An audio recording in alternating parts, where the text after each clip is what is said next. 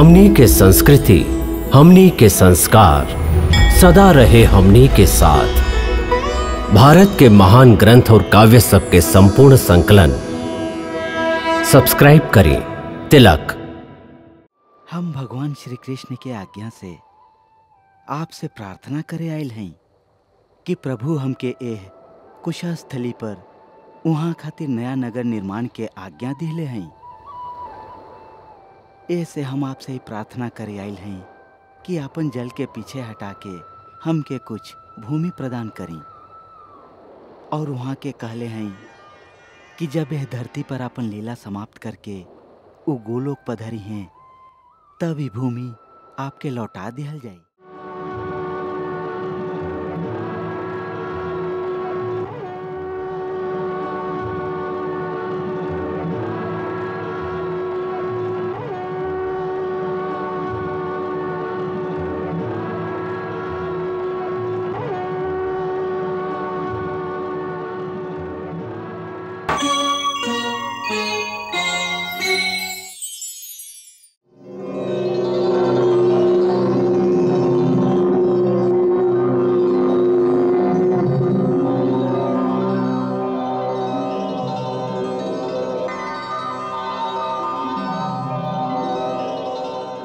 प्रभु के श्री चरण में सेवक के प्रणाम।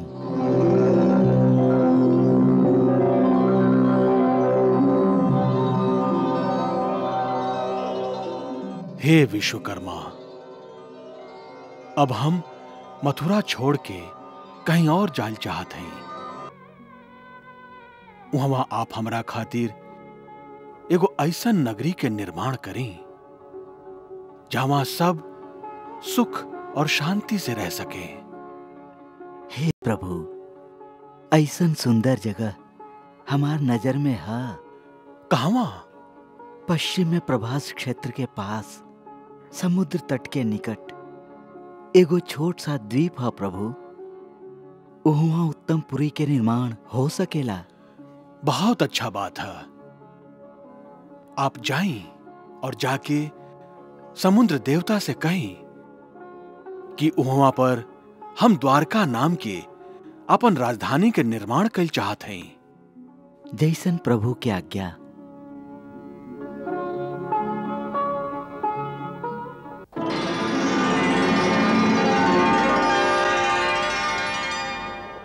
हे देवता, हे रत्नाकर, विश्वकर्मा के प्रणाम स्वीकार करें। देवशिल्पी, आपके स्वागत है। हे देवता, हम भगवान श्री कृष्ण के आज्ञा से आपसे प्रार्थना करे आयल हैं कि प्रभु हमके एह कुशा स्थली पर वहाँ खातिर नया नगर निर्माण के आज्ञा दिले हैं।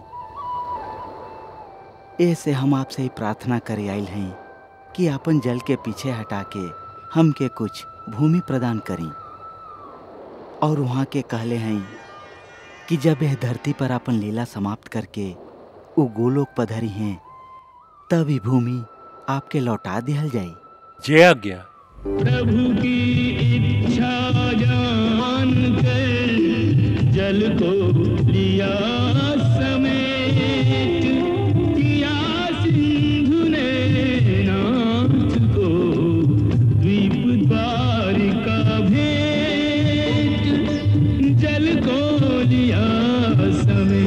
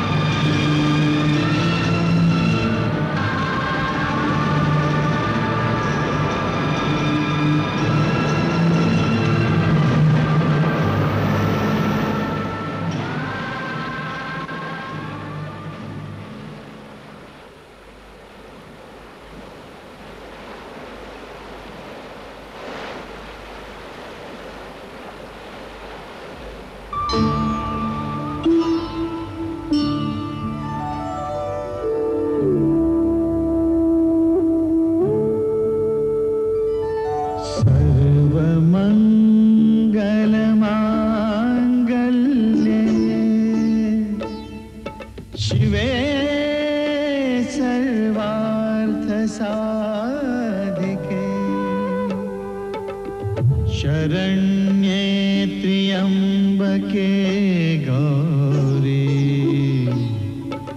नारायणी नमोस्तुते।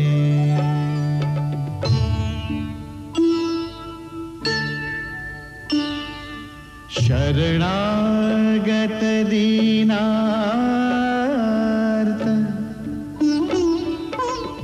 परित्राण परायणे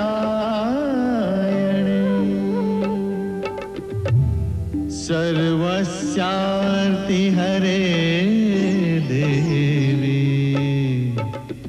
नारायणी नमोस्तुते।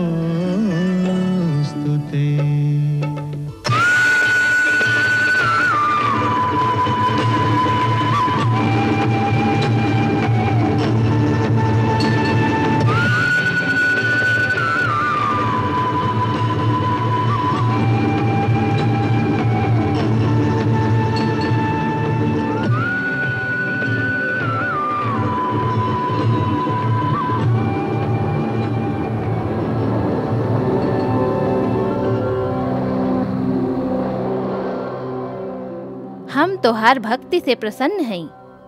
वर मांगा, का इच्छा है वत्स? हे माई, कोनो भी प्राणी संसार में छोट या बड़ काम कइल चाहे त खाली शक्ति के द्वारा ही कर सकेला। हे माई, हम भगवान श्री कृष्ण के इच्छा से वहां के खातिर एगो नगर के निर्माण करे जा रहा हई और ये काम आपके कृपा के बिना कैसे हो सकेला। ऐसे हे माई, हमार मन में रचनात्मक शक्ति के संचार करें और हमके अपन बालक जान के आपन कल्पना रूपी शक्ति के द्वारा हमार मन में द्वारिका के एगो ऐसन चित्र अंकित कर दीही जेकरा देख के प्रभु प्रसन्न हो जाए और माई हमार काम सफल हो जाए।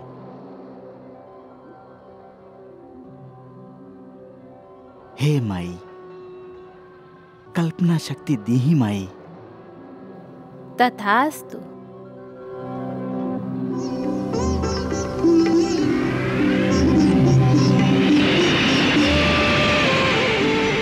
कह तथास्तु महाशक्ति ने धरा कल्पना रूप, शिल्पी के मस्तिष्क में हुआ प्रकाश अनूप, हुआ प्रकाश अनूप।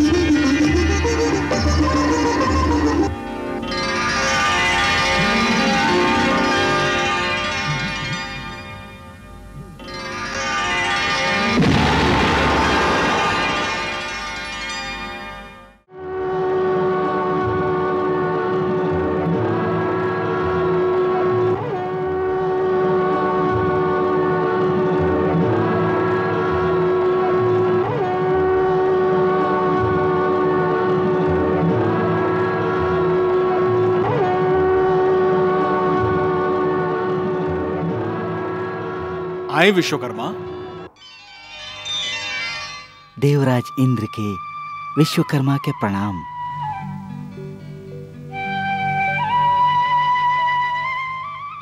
हे देवशिल्पी, इस समय आप प्रभु के महान सेवा करे जा रहल हैं, जेकर सौभाग्य सगरे ब्रह्मांड में आज तक केहू के निखे मिलल। मतलब जिनकर संकल्प मात्र से सगरे ब्रह्मांड के निर्माण हो जाला, उनकर आपन घर के निर्माण आप करे जा रहल हैं। एह ऐतिहासिक अवसर के हमहू गवावल नहीं चाहत। ऐसे आपसे हमार प्रार्थना है कि एह महान सेवा में कुछ योगदान के अवसर आप हमके भी प्रदान करी। देवराज, सेवक की आज्ञा दी। कहीं आपके का इच्छा है? हमार अमरावती में जौन सभागृह में देवता लोग के सभा होखेला, ओ सभागृह में जब तक बैठल रही तब तक प्राणी के ना भूख प्यास सतावेला, ना बुढ़ापा आवेला, ना ही मृत्यु लोक के कोनो नियम वहां लागू होला। हमार परम कामना है कि स्वर्ग लोक के ओह सुधर्मा सभा के प्रभु के सेवा खातिर द्वारका में स्थापित करी। ऐसे हम अपन सुधर्मा सभा के भवन के स्वर्ग लोक से अपना संग ही उठा ले आयल हैं।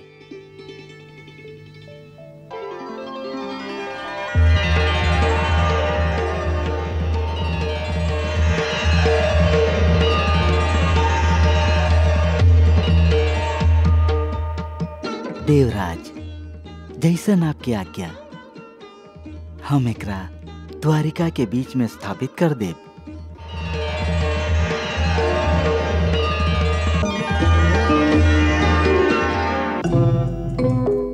हे विश्वकर्मा, हमार भी एगो प्रार्थना है। देवता लोक के कोषाध्यक्ष यक्षराज कुबेर के विश्वकर्मा के प्रणाम। कहीं देव सेवक खातिर का आज्ञा है? हम हूँ प्रभु के श्री चरण में आपन सेवा अर्पित कर चाहत हैं। ऐसे हम ये अक्षय पात्र द्वारिका के ऊपर आकाश में रखे आयल हैं, जैसे द्वारिका में रहे वाला कोनो भी प्राणी के घर में कब्बो कोनो वस्तु या संपदा के कमी ना रही।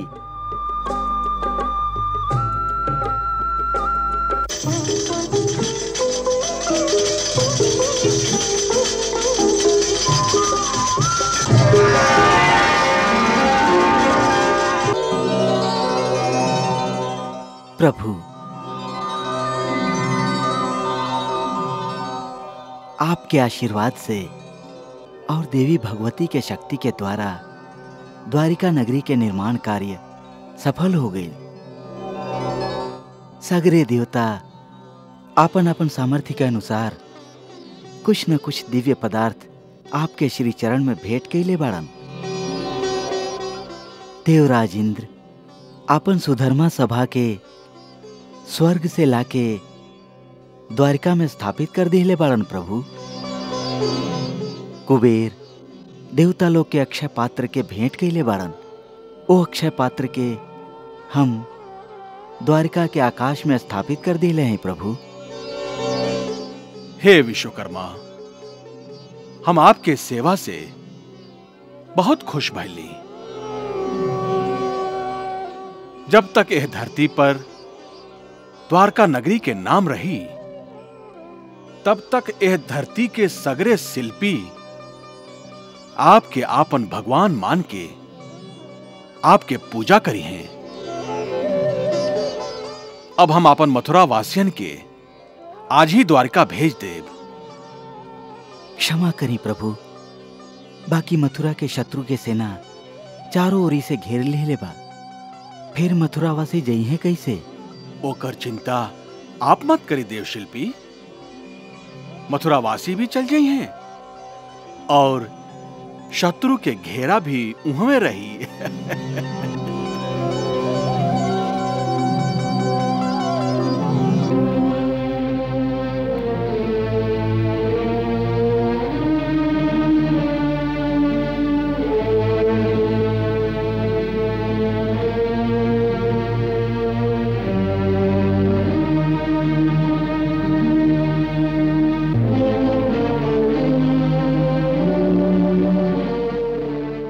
प्रभु, आप हमके बुलौली हाँ अक्रूर जी।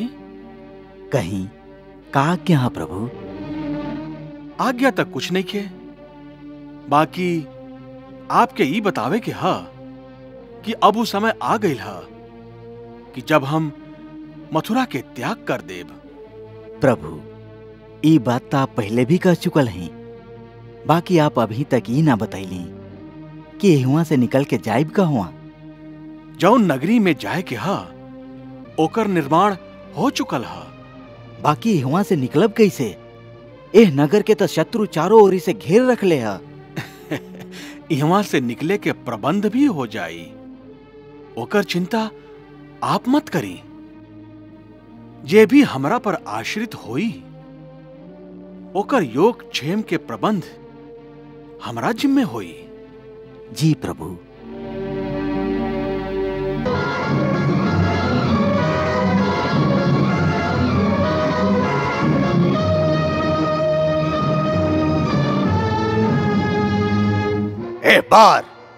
एह बार हम युद्ध ना करब, बल्कि एह नगरी के भूखे मार देब।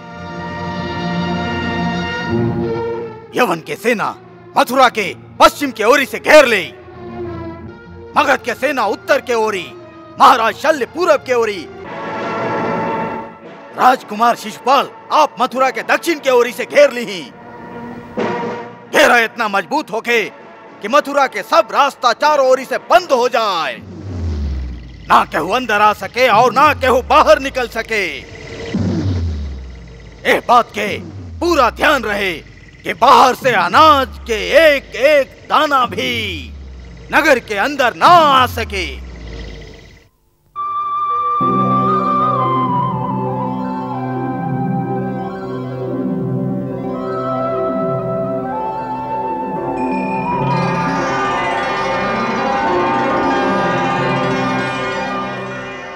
श्री चरण में दासी के प्रणाम स्वीकार करी प्रभु। हमरा खातिर का आज्ञा है सर्वेश्वर?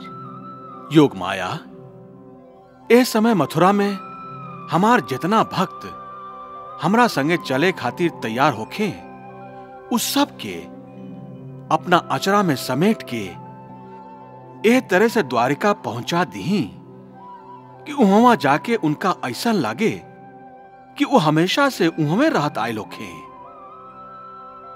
वहां जाए वाला हर प्राणी के अंतर मन में जे भी कामना निहित होखे उस सब के पूरा कर दा। जी आज्ञा सर्वेश्वर। तथास्तु।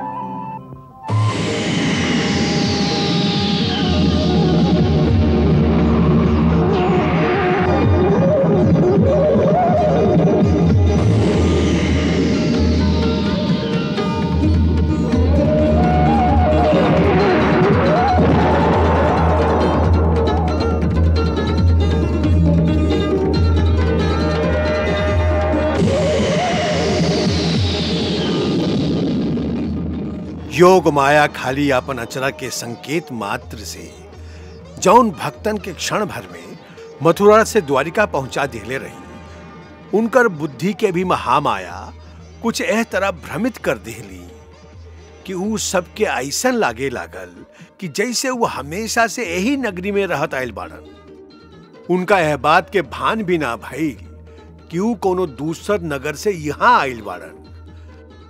उनकर जीवन के दैनिक व्यवहार वही तरह चले लागल जैसे हमेशा से चलत आयल रहे। सब गईलन, बाकी श्री कृष्ण और बलराम ऊ लोग के संगे ना गईलन, काहे कि उनका जरासंध के संगे कुछ लीला करे के रहे। जरासंध के सेना मथुरा के इर्द गिर्द चारों ओरी से घेरा डरले ठाड़ रहे। उनकर यह घेरा से मथुरा के छुड़ावल जरूरी रहे। ऐसे श्री कृष्ण और बलराम अकेले ही बाहर निकल के आकाश मार्ग से भागल शुरू कर दिहलन।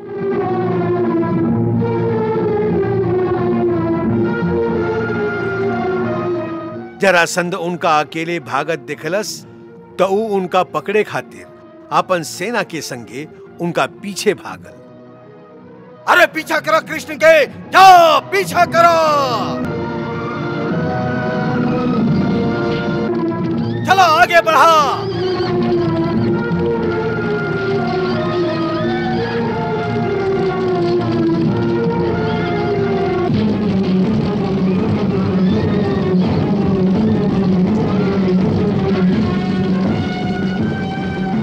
जाए न पावे। हाँ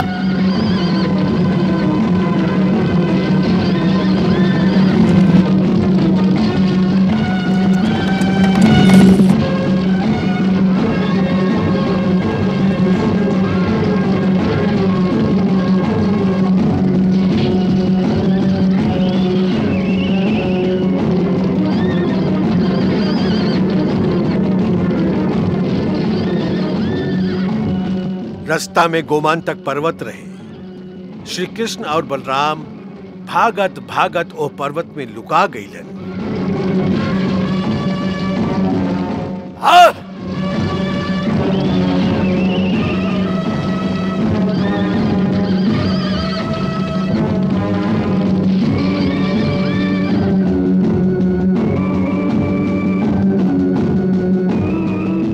जरासंध सगरे पर्वत के घेर के ओकरे चारों ओरी आग लगा दिहलस। यह पहाड़ी में कृष्ण लुकाइल हा, जा ई पहाड़ी के आग लगा दा, जा।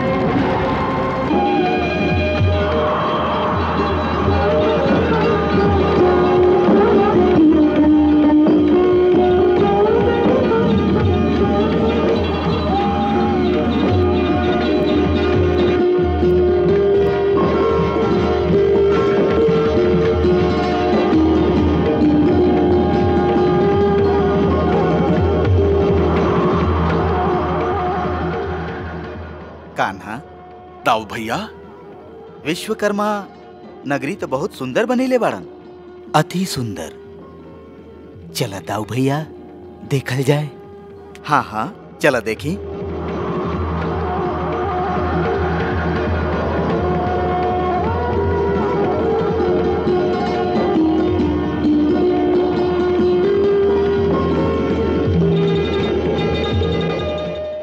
आवा दाऊ भैया, चला पहले इंद्र सभा देखल जाए। हाँ हाँ चला देखी।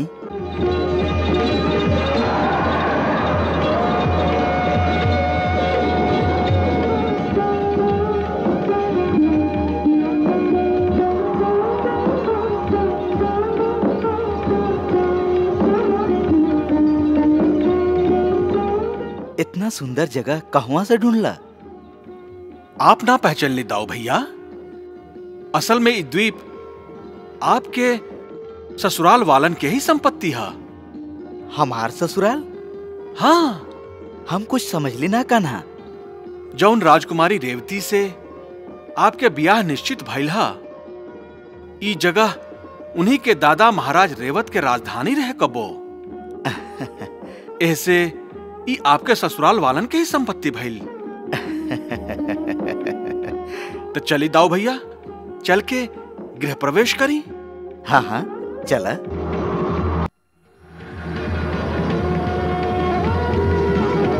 द्वारकाधीश की जय, द्वारकाधीश की जय, द्वारकाधीश की जय।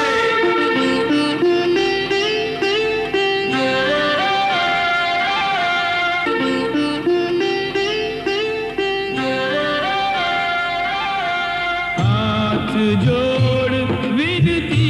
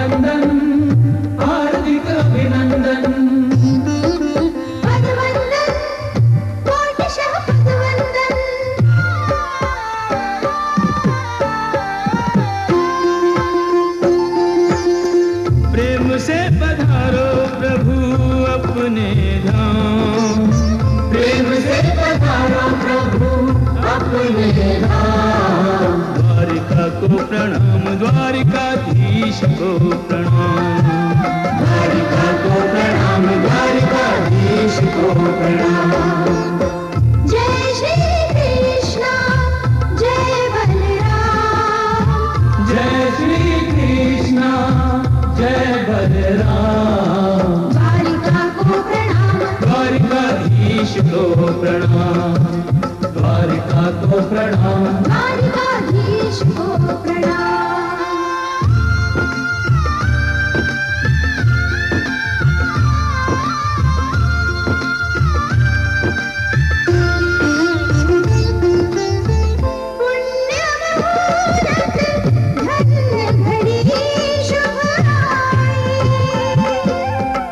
गृह प्रवेश पर लीजे नाथ बधाई, पग रुके नहीं रोके, नाचे मतवारे होके, पग रुके नहीं रोके, नाचे मतवारे होके, शोभा चहु दिश नैना विराम, शोभा चहु दिश नैना विराम, द्वारिका को प्रणाम, द्वारिकाधीश को प्रणाम, द्वारिका को प्रणाम, द्वारिकाधीश को प्रणाम।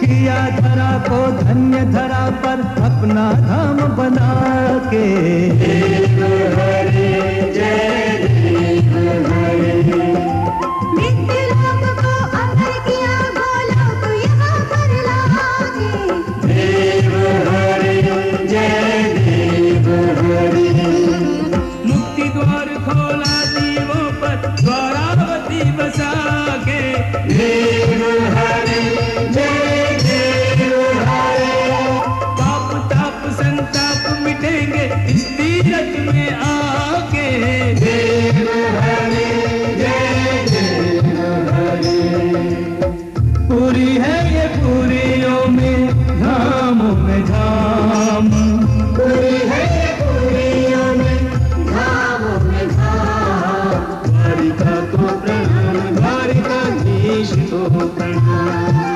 द्वारिका को प्रणाम, द्वारिकाधीश को प्रणाम।